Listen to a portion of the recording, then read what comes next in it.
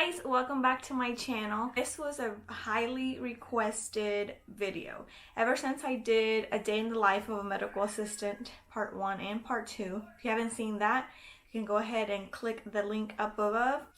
So those videos have gotten a lot of views, a lot of comments, a lot of questions, and everybody wanted me to do a Q&A answering those questions. So here I am. Okay, let me get in proper attire and we'll continue this video. All right, now that I'm in proper attire, we can get started.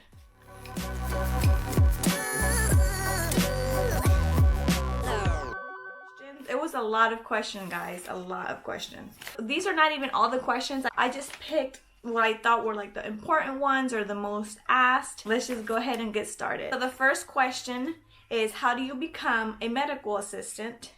Well, obviously you have to make sure you graduate high school to get into the medical assisting program. Question number 2, how did you decide to go into it?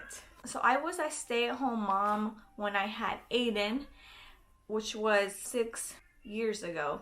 I just felt like, oh my God, I need a career. I need to do something fast. And I've always had an interest in the medical field. I was just never confident enough to go for it. And then I also remember my friend Macy had texted me and we were talking, and she was a medical assistant at that time as well. And she told me, oh my God, you should just do medical assisting. That's a great stepping stone. That's how I kind of looked into it a little bit more. And once I looked into it, it's something that intrigued me. Third question is, what school did I go to? So I went to MedTech College, but unfortunately it is now closed. And there was a lot of different options, but MedTech was the closest to me. And once I went in there to enroll, I kind of felt confident. Everybody was so nice, and that's the school I decided to go to. Fourth question, what was your schooling like? So MedTech was a very small school.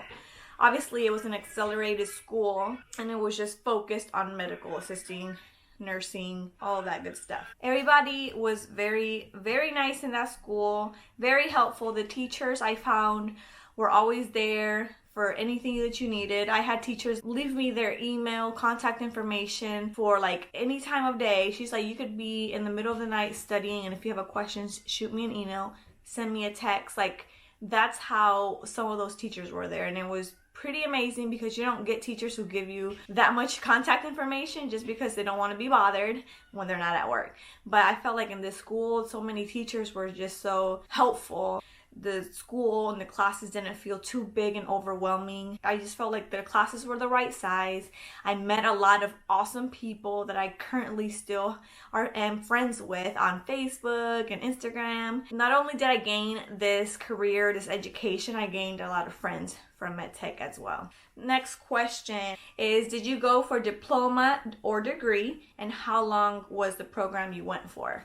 So I went for the degree. The degree is a little bit longer than the diploma. I believe the diploma is only, well, in MedTech it was only 9 months, and the degree was a year, so 12 months. So to kind of explain to you guys the difference between a degree and a diploma, a medical assistant's degree requires at least 30 more credits than a diploma. And a degree, it can one day put it toward a higher level degree. Now, a medical assisting diploma, like I said, can be as short as 9 months, and it obviously costs less. So whether you decide to get your medical assisting degree or diploma, just make sure to base your decisions on your future plan, as your financial situation and how soon you would like to start working. But either way, just prepare yourself for a successful career. Next question, when did I graduate? So I started in December 2014, and then my last day of classes was December 1st, 2015. And my graduation ceremony wasn't until May of 2016. So how many questions does the CMA test have, and was it hard? I think there was 200 questions. So basically it's 20 unscored pre-test questions and then 180 scored questions. If you fail, it is okay. Sometimes people don't get it the first time. Like me, I personally did not pass the first time that I took the test. It was hard. They do say that at least half of the candidates that sit for this test don't pass it. If you don't pass it the first time, don't give up. Just keep studying. In my school, they gave us medical assisting exam review. So this is the book that I got to actually study for my test. And it has both CMA and RMA test questions. I'm not sure if this is something you guys can purchase. I just know this is what I received at MedTech towards the end of it all. It's a little hard, it's challenging, but you guys have to feel confident and just know if you don't pass it the first time, you can try again. Don't give up. All right, so the next question is, what was my externship like? And it was a cardiology office. And oh my God, I was so nervous. It was a little weird. I'm not gonna lie. I was sent to be trained, and I think the MA that was training me only got to train me for a couple of days, and then she had like a whole vacation set up, and I was like, wait, you only trained me for like 2 or 3 days, and now they're expecting me to do what you do here? And I was freaking out because I didn't feel confident. I felt like I'm gonna do something wrong. There was other MAs, but they weren't clinical MAs. They were on their desk, more like computer work. So I literally took her spot, and obviously me being brand new, I felt so upset. That was something that I thought was not right. I felt like they should have set it up where I would start when she would be back. But once she returned, I felt so much better, because those days that I was by myself, guys, I had to ask everybody for help. And when my hours were finally over there and I didn't have to return, I was so happy, just because I just felt like the vibe there wasn't good. Like there was a couple of times where the trainer herself, she was like crying because of her relationship with like other medical assistants, and I was just like, what is this? Like, I feel like I'm on a TV show. I was glad to get out of there and kind of start my own career, my own journey. Okay, the next question is, was it hard to get your first job? Oh my gosh, no. I was so blessed to get the job that I have, like, quick. What I did was I went through a staffing agency. They place you and they will give you like your first site to go to. And I remember I was so nervous. I was so excited though, because I was like, oh my God, they're gonna place me so quick. So when she told me where I was working, I was like freaking out, because obviously my externship was like cardiology as well. So for some reason I just kind of thought like, oh my God, here we go. Like, oh my God, it's gonna be like one of those offices again. But me thinking like, obviously I'm with a staffing agency, I was like, it's fine. Let me just go into this clinic, and once they're done, they don't need my help anymore, they'll transfer me somewhere else. When I went into this clinic, I remember it was so big. I was so nervous, because I was like, okay, this is it. I need to like get myself together and do the best that I can, ask as many questions as I can, because this is where like my first impression starts. I worked my butt off. I asked questions. Everyone loved my personality. Everyone said how awesome I was. They made me feel so great there. They loved how fast of a learner I was, a multitasker. They asked me if I would like to be interviewed, and then I think like 2 days later they offered me the job. With my staffing agency, I started at that clinic in May. I ended up getting hired in September, so it took 4 months for me to get hired. That's where I'm currently at 2 years later. The next question is, was it challenging when I first started my job as an MA? It was challenging, just because when you have no experience and it's your first time doing something, it's always going to be challenging. It's always going to make you feel nervous, and it's normal, but it's okay. And at first I kind of felt like there was so much going on in that clinic that I felt overwhelmed, but I had to tell myself, okay, hello Sharlene, focus. This is your first job. This is your first time in the medical field. Like, you're not gonna learn everything overnight. You're not gonna learn everything in 1 week, not even in a month. So you just have to just write down notes, ask questions. Don't be afraid to ask questions. Even if you think it's the stupidest question ever, ask it. And it shows them that you are interested in learning. You want to have a good relationship with the person that's training you, because that's the most important. And you want them to know what your ways are of learning, because that's how they can help you. Okay, so this is one of the questions that I was asked so many times. What is an MA's pay rate?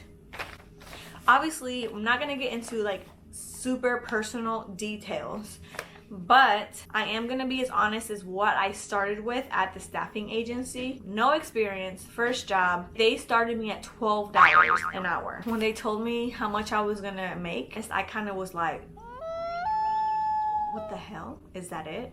I went to school for this and I paid this much and I'm gonna make $12. I was really thrown off. I had to tell myself, okay, you're starting. Like, you're not gonna get the money that a medical assistant that's been working for 5 years is earning. You have to start somewhere. But once I got hired on, that went up. That made me feel so much better. So I can only imagine what I'll gain, what I'll earn in a couple years from now. But that was just my experience. But if you Google what an MA makes, they kind of say it's around $27,000 a year, which is anywhere from like $13 and up. It is different every state, it is different every clinic, it all varies, but in general a medical assistant makes anywhere from $13 and up. So the next question is, what exactly do I do in my clinic? We room patients, we take their vitals, we do EKG, we do injections, we do alpha-1 testing, we do 6-minute walks, we also do humble tool evaluations. This clinic has a little bit of everything, guys. This clinic has lung transplant patients, it has heart transplant patients,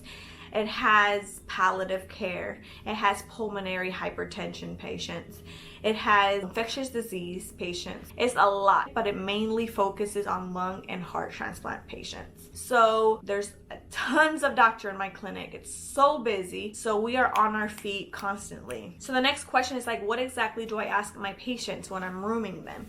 In every clinic, it's very different. So in my clinic specifically, the first thing that I ask is for their date of birth. You want to verify that you got the correct patient, please. Then I ask them, have they had any falls since their last visit? Have they had any hospital stays? If they're a smoker, non-smoker, or former smoker, I ask them if there's any alcohol use, any recreational drug use. Then I also ask them about their medication list. So the next question is, what is my work schedule like? When I first started this job, it was from 8 o'clock to 4:30, I think, when I first started. And then now we recently changed it to 9-hour shifts, so we're able to have that half day. So my current schedule now is from 7 o'clock to 4:30. And then my short days are Monday, and I go in at 7 till 11:30, and then I'm off. And then I enjoy the rest of my day and do what I gotta do. And the very last question, do I still enjoy working as a medical assistant? And when I first started, I had some weird experiences. I was just like, why is there so much drama in this field? And you gotta think, there's a lot of people in the hospitals and clinics, a lot of personalities. And all I have to say is, when you go into this field, if you don't have thick skin, start developing it. Because I went into this and I'm a very sensitive person. I tend to forget, okay, I'm at work. I can't respond like I would respond if I was out in public. I went through it. I kind of felt like that wasn't for me anymore. I would go home and stress about it. And it was really tough at first. So I do want to kind of warn all of you guys that are going into the medical assistant career, just know that there's a lot of personality out there. I mean, if you're the type of person you don't care, like you just let that like slip right off, good for you, because that's how it needs to be. You just have to have that thick skin and know that this is your career. You're not gonna let nobody mess it up. Do you. But I think now, personally, everything just kind of felt like it was falling into place. Now I am currently happy as a medical assistant. I currently do enjoy my job. But now that I'm pregnant, I will be leaving, unfortunately, in like 5 weeks. Bittersweet, just because now that I'm actually feeling like I'm so comfortable in my job and we all get along, it's like a great group of people. Now I'm leaving because I am going to be a stay-at-home mom for a few months. So whenever I do get back out there, I know God has a plan for me and we'll go from there. I'm sure I got lots more questions I probably missed. Leave any other questions in the comments down below and I will answer you guys as soon as I can. Hope you guys enjoyed this video. Go ahead and give it a big thumbs up and subscribe if you haven't already, guys. Hope this kind of helped answer any of your questions. Good luck to you guys in your career. Stay positive and just know that if this is what you want to do, you keep going. Do not give up. Okay, that's the end of my video. Hope you guys enjoyed. Thank you for watching.